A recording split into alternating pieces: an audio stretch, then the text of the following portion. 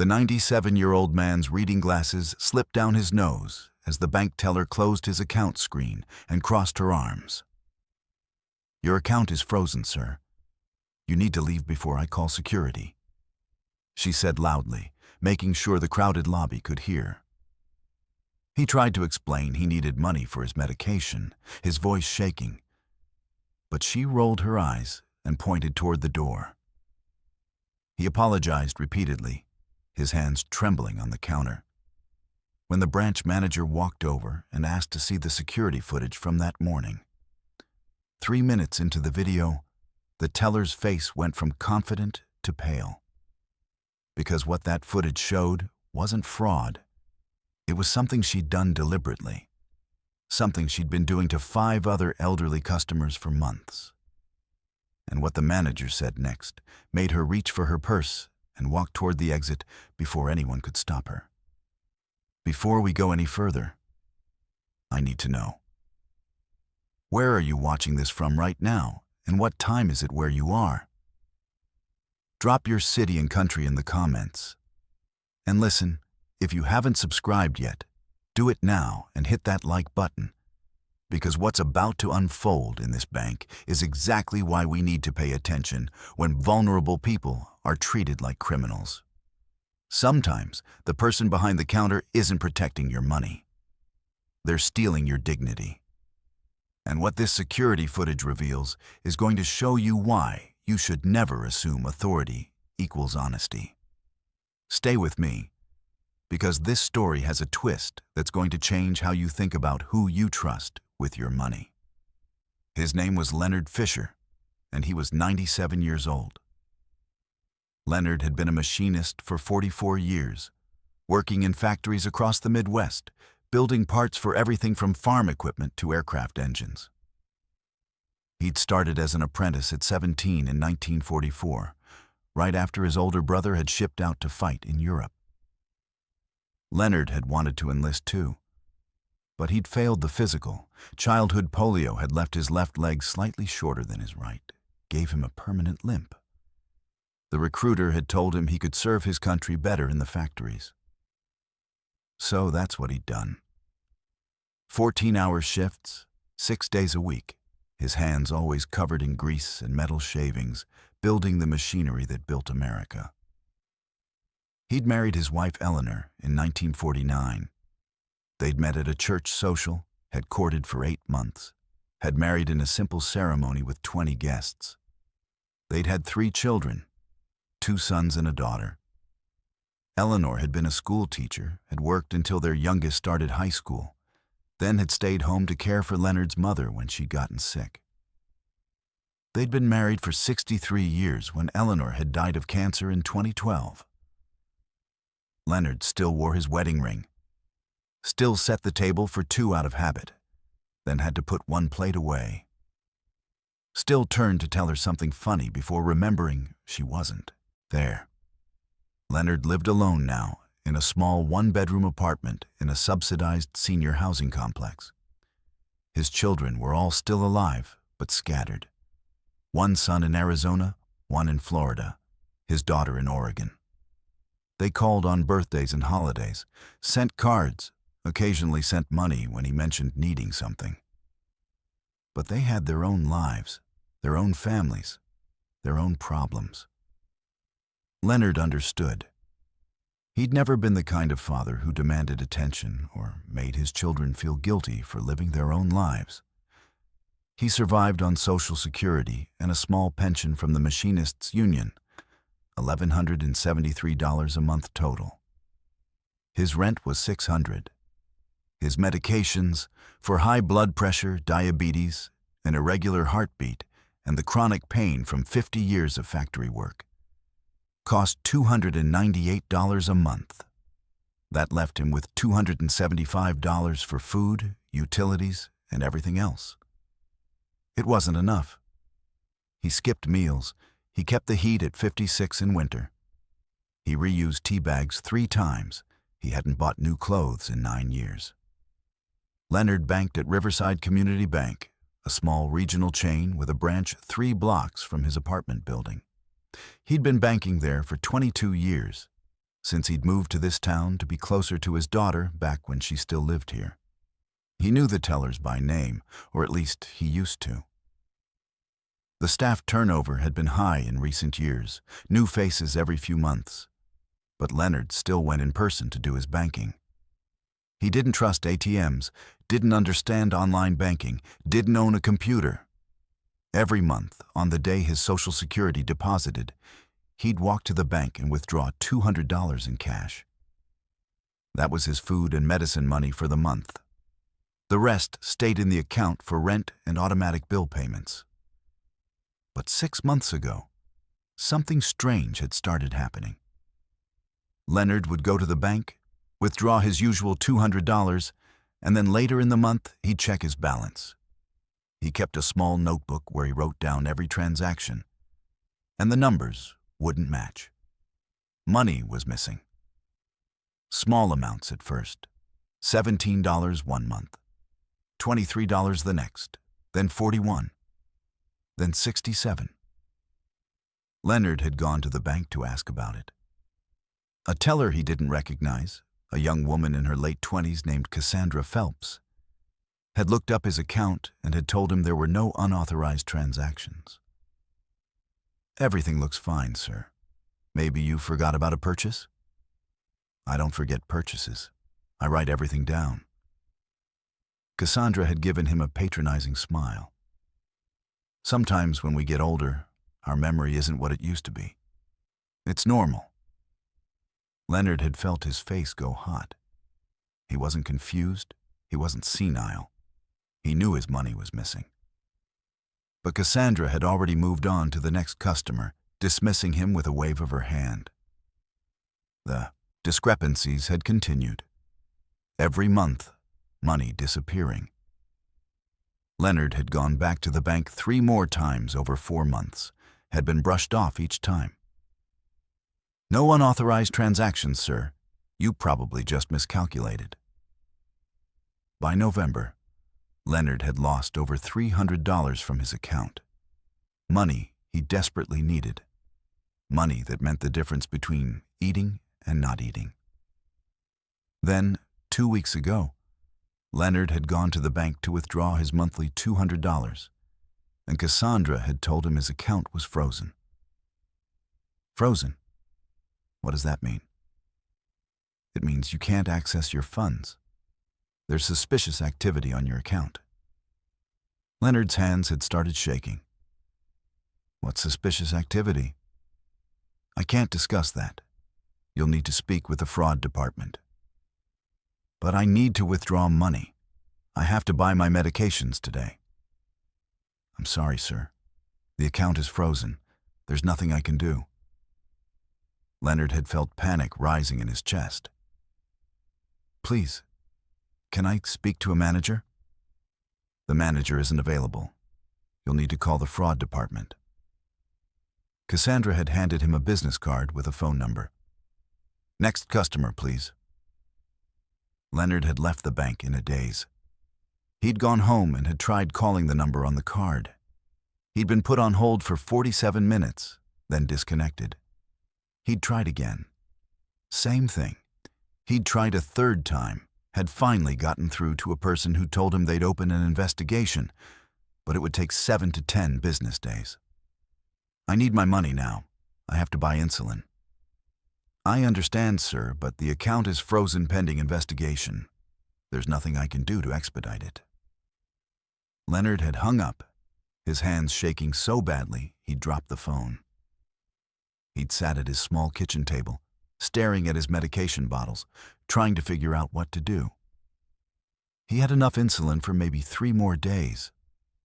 After that, he didn't know what would happen. His doctor had been very clear. Stopping insulin suddenly could kill him. Leonard had called his daughter in Oregon. She'd been at work, had answered sounding stressed. "Dad, I can't really talk right now. Can I call you back tonight? My bank account is frozen. I can't get my medication money." There had been a long pause. "What? Why is it frozen?" "They said suspicious activity. But I didn't do anything. and now they won't let me access my own money. How much do you need? $200? Just until they unfreeze the account? Dad, I don't have $200 right now. We just paid for car repairs. Can one of your sons help? Leonard had said it was fine, he'd figure it out, and had hung up. He hadn't called his sons. They had their own problems. He'd just have to wait and hope the bank resolved this before his insulin ran out. But Leonard had a neighbor. Her name was Patricia Gomez, and she was 78 years old, a retired paralegal who'd spent 34 years working in civil litigation. She'd noticed Leonard looking frailer than usual, had knocked on his door to check on him, and had found him sitting at his kitchen table, staring at nothing, his insulin vials lined up in front of him. "Leonard, are you okay?" He'd told her everything, about the missing money, about the frozen account, about the medications he couldn't afford. Patricia had listened, her expression growing darker with every sentence. When Leonard had finished, she'd said 4 words that changed everything. "I'm calling my lawyer." "I can't afford a lawyer." "You don't need to. She does pro bono work for cases like this. Her name is Rachel Ortiz, and she's going to fix this." Rachel Ortiz was 46 years old and had been practicing consumer protection and elder financial abuse law for 19 years. When Patricia had called her and explained Leonard's situation, Rachel had immediately recognized the pattern. She'd handled 6 similar cases in the past 3 years. Elderly bank customers mysteriously losing money, accounts being frozen when they complained, banks dismissing them as confused or senile. Rachel had come to Leonard's apartment the next day. She'd listened to his story, had reviewed his meticulous notebook of transactions, and had immediately known something was very wrong. "Mr. Fisher, I think you're being targeted, and I think the bank knows about it. Why would they freeze my account if I'm the victim? Because freezing your account makes it harder for you to prove anything's wrong. It also isolates you, makes you less likely to keep complaining because you're afraid of losing access to your money permanently." Rachel had filed a formal complaint with the bank the next day, demanding they unfreeze Leonard's account immediately and provide a full accounting of all transactions for the past 6 months. She'd also sent a letter to the bank's legal department, putting them on notice that if they didn't cooperate, she'd file a lawsuit and report them to federal banking regulators. The bank had responded within 48 hours. They'd unfrozen Leonard's account and had sent him a letter saying the freeze had been an error, and they apologized for the inconvenience. They'd offered him $200 as a goodwill gesture to compensate for the trouble. Rachel had called them immediately. "We're not accepting your goodwill gesture. We want a full investigation into the missing funds. We want to know who authorized the freeze. And we want to see the security footage from every day Mr. Fisher came into the branch for the past 6 months." The bank's lawyer had tried to refuse. Rachel had been unmoved. "You have 72 hours to comply, or I'm filing a lawsuit and contacting every media outlet in the state. Your choice." The bank had complied.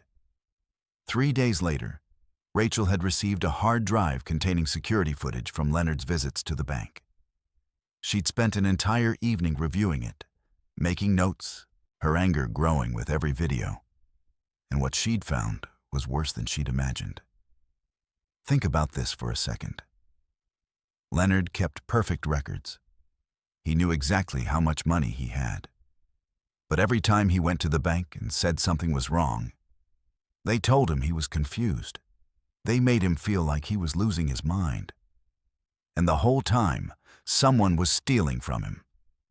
Drop a comment right now if you think bank employees who steal from elderly customers deserve prison time. And if you're still watching, hit that like button, because what Rachel found on that security footage is about to expose a scheme that will make your blood boil. The footage showed Leonard coming into the bank once a month like clockwork, approaching the teller window, requesting his withdrawal. Most months, he'd ended up at Cassandra Phelps' window. And every single time, the same thing happened. Leonard would hand Cassandra his withdrawal slip. Cassandra would count out $200 in cash and hand it to him. Leonard would take the money, put it in his wallet, and leave. Standard transaction. But then Cassandra would do something else. Something Leonard couldn't see because he'd already walked away. She'd go back into Leonard's account and make another withdrawal. $50, $60, $75. She'd take the cash from her drawer, slip it into her purse under the counter, and close the transaction. The withdrawal would show on Leonard's account, but there'd be no paper trail, no withdrawal slip, no receipt given to Leonard. Just a digital transaction that looked legitimate. And she'd been doing this not just to Leonard, but to 5 other elderly customers. All of them over 85. All of them who came in regularly, withdrew cash, and didn't check their balances carefully. Cassandra had stolen over $17,000 in 8 months. When Leonard had started complaining about the discrepancies, Cassandra had covered her tracks by flagging his account for suspicious activity and having it frozen. She'd told her supervisor that Leonard seemed confused, that he kept insisting money was missing when it wasn't, that he might be experiencing cognitive decline. The supervisor, a man named Todd Werner, who was overworked and understaffed, had taken Cassandra's word for it and had authorized the freeze without investigating further. Rachel had documented everything. She'd created a timeline showing every theft, every time Leonard had complained and been dismissed, every withdrawal Cassandra had made after Leonard had left the building. And then she'd done something brilliant. She'd contacted the other 5 elderly customers whose accounts showed similar patterns and had offered to represent them all. All 5 had agreed. They'd all experienced the same thing: money disappearing, complaints being dismissed, being told they were confused or forgetful. One woman, 87 years old, had lost over $4,000. She'd stopped going to the bank entirely, too embarrassed to keep complaining when everyone kept telling her she was wrong. Rachel had filed a lawsuit, not just against Cassandra, but against Riverside Community Bank for negligent supervision and for creating an environment where elder financial abuse could flourish. And she'd contacted the local news. The story had broken 3 days later. Bank teller accused of stealing thousands from elderly customers. Security footage reveals systematic theft. The coverage had been extensive. The security footage shown on every local news station. You could see Cassandra taking the money clear as day, slipping it into her purse, closing the transaction like it was nothing. The public response had been immediate and furious. Riverside Community Bank's phones had been flooded with angry calls. Their social media accounts had been overwhelmed with people threatening to close their accounts. The bank's corporate office had issued a statement within 24 hours. Cassandra Phelps had been terminated immediately. They were cooperating fully with law enforcement, and they were conducting an internal review of all accounts.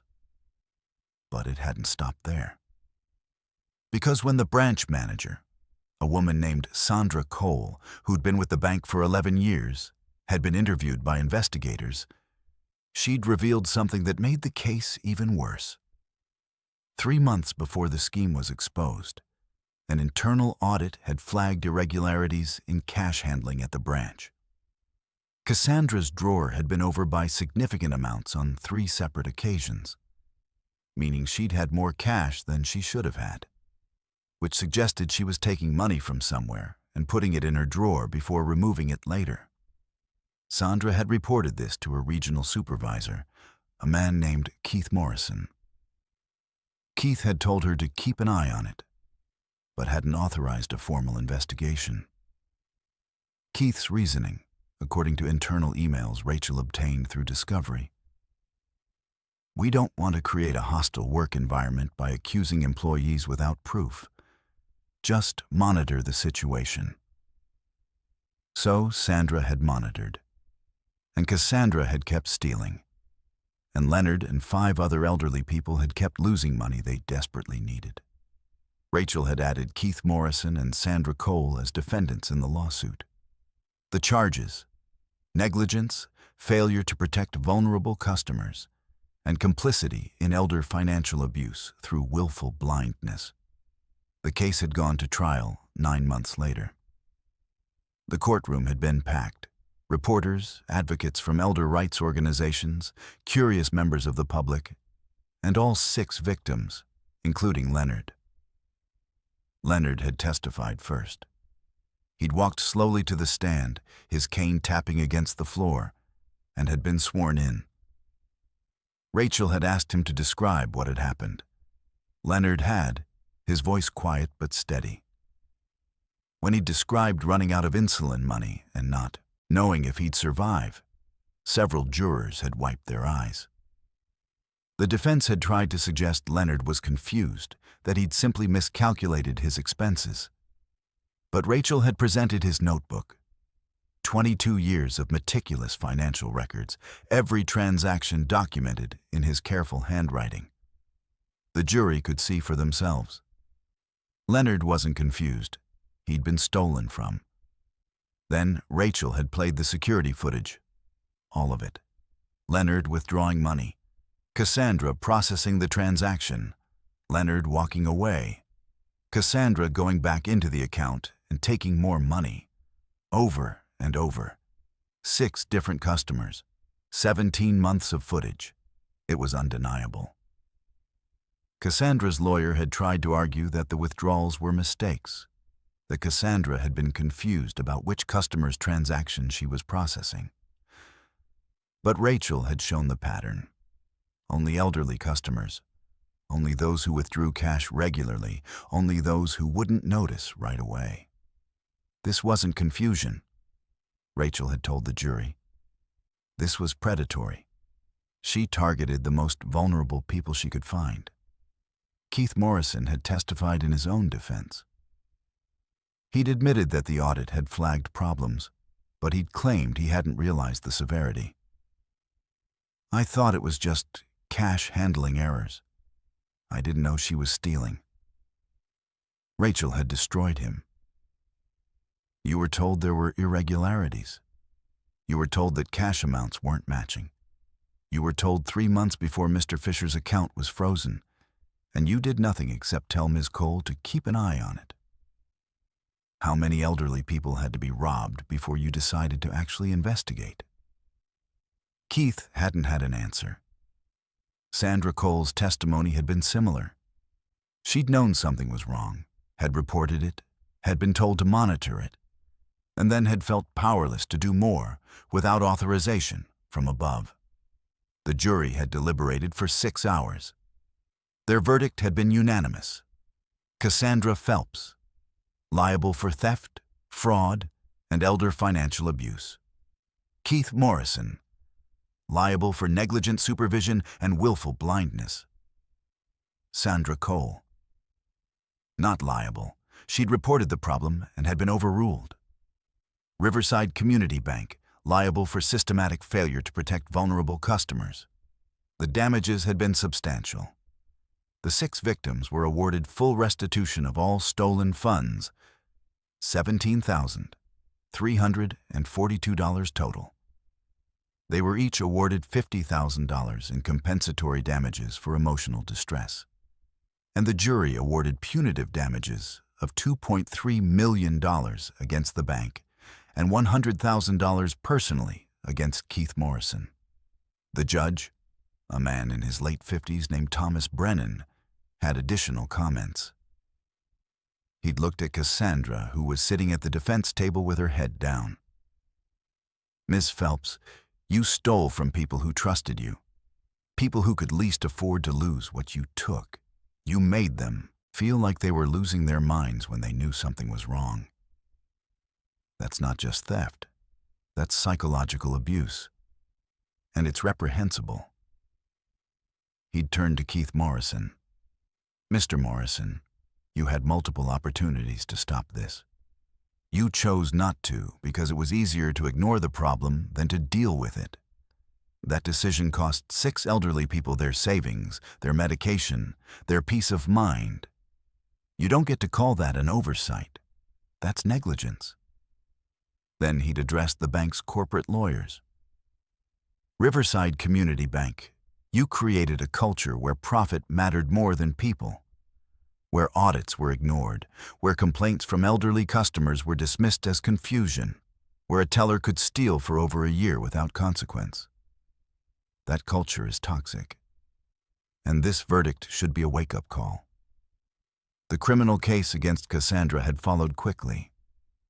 She'd been charged with 6 counts of theft, 6 counts of elder financial abuse, and 1 count of fraud. She'd taken a plea deal. 4 years in prison, 5 years probation, and full restitution to all victims, plus fines. The judge in her criminal case had been clear. You exploited the most vulnerable members of our community for personal gain. This sentence reflects the seriousness of your actions. Keith Morrison had been fired by Riverside Community Bank before the verdict had even been announced. He'd never worked in banking again. Sandra Cole had been promoted. The bank had recognized that she'd done the right thing by reporting the problem and had been failed by her superiors. The $2.3 million punitive award had forced Riverside Community Bank to overhaul its entire operation. They'd implemented new safeguards. All withdrawals over $100 now required supervisor approval. All accounts belonging to customers over 80 were flagged for additional monitoring. Cash handling was audited weekly instead of quarterly. And most importantly, they'd created a direct hotline for elderly customers to report concerns without having to go through branch staff. Leonard's life had changed significantly. The $50,000 in compensatory damages had been the most money he'd ever had at once. He'd used some to pay off medical debts, some to stockpile his medications so he'd never run out again, and some he'd split among his 3 children as early inheritance gifts. I want to give it to you while I can see you enjoy it, he'd told them. The media attention had reconnected him with people he'd lost touch with. Old co-workers from the factory days had called. Neighbors he'd barely known had stopped by to check on him. The local senior center had invited him to speak about his experience, to warn other elderly people about financial scams. Leonard had lived another 2 years. He died peacefully at 99 in his apartment, with his daughter at his bedside. She'd flown in the week before, had stayed with him, had held his hand when he'd taken his last breath. At his funeral, Rachel Ortiz had spoken about meeting him, about his meticulous notebook, about how his refusal to accept being called confused had exposed a predator. Leonard taught me something important, Rachel had said. He taught me that we should always believe elderly people when they say something is wrong, that we should listen instead of dismissing, that record-keeping matters, and that one person's courage to stand up can protect countless others. Patricia Gomez, Leonard's neighbor who'd made the phone call that started everything, had also spoken. I saw Leonard sitting at his kitchen table, looking at his insulin bottles, and I knew he needed help. And I'm so glad I called Rachel, because if I hadn't, Leonard might have died. And Cassandra would still be stealing. One phone call changed everything. The security footage from the bank, showing Cassandra's thefts in clear, undeniable detail, had been used in training videos for bank employees across the country. This is what elder financial abuse looks like. This is how predators operate. And this is why you must take every customer complaint seriously, especially from elderly customers. Cassandra Phelps served her full 4 years in prison. Upon release, she'd found it impossible to find work. Her crime and her face were all over the internet. She'd moved to another state, changed her name, and had tried to rebuild her life far from the people she'd hurt. But the shame followed her. It always would. Keith Morrison had filed for bankruptcy after the personal judgment against him. The $100,000 had wiped out his savings and had forced him to sell his house. He'd told reporters he'd learned his lesson, that he'd failed Leonard and the others, that he'd spend the rest of his life trying to atone. Whether that was true, only time would tell. And in banks across the country, new policies were implemented. Leonard's case, Fisher v. Riverside Community Bank, became a landmark case in elder financial abuse litigation. Law schools taught it. Banking regulators cited it. Advocates used it to push for stronger protections. Because Leonard's story proved something essential, that being old doesn't mean being wrong. That when someone says their money is missing, you believe them and investigate. That security footage doesn't lie. And that sometimes the person behind the counter with the smile and the professional demeanor is the one stealing your dignity along with your dollars. Cassandra had thought Leonard was an easy target. Elderly, alone, someone nobody would believe. She'd been wrong, and that mistake had cost her everything. Because Leonard had something she hadn't counted on: records, a neighbor who cared, and a lawyer who believed him. And that was all it took to bring her down. So here's my final question, and I want you to be completely honest. If your elderly parent or grandparent told you money was disappearing from their bank account, would you believe them immediately? Or would your first thought be that they're confused, that they forgot something, that maybe it's their memory? Drop your honest answer in the comments. Because our instinct to assume elderly people are confused instead of investigating their concerns is exactly what predators like Cassandra count on. And if this story reminded you that we need to listen to our elders instead of dismissing them, then subscribe to this channel right now, hit that like button, and share this video everywhere. Because somewhere right now, another Cassandra is stealing from another Leonard. Another elderly person is being told they're confused when they're actually being robbed.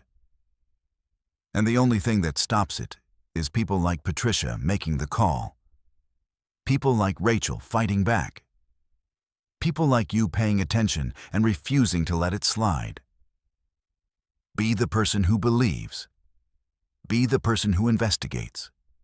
Be the person who says, "Something's wrong here, and I'm going to find out what." Because that's how we protect the people who built the world we inherited. That's how we honor them. And that's how we make sure they can live their final years with dignity, safety, and the money they earned. What are you going to do?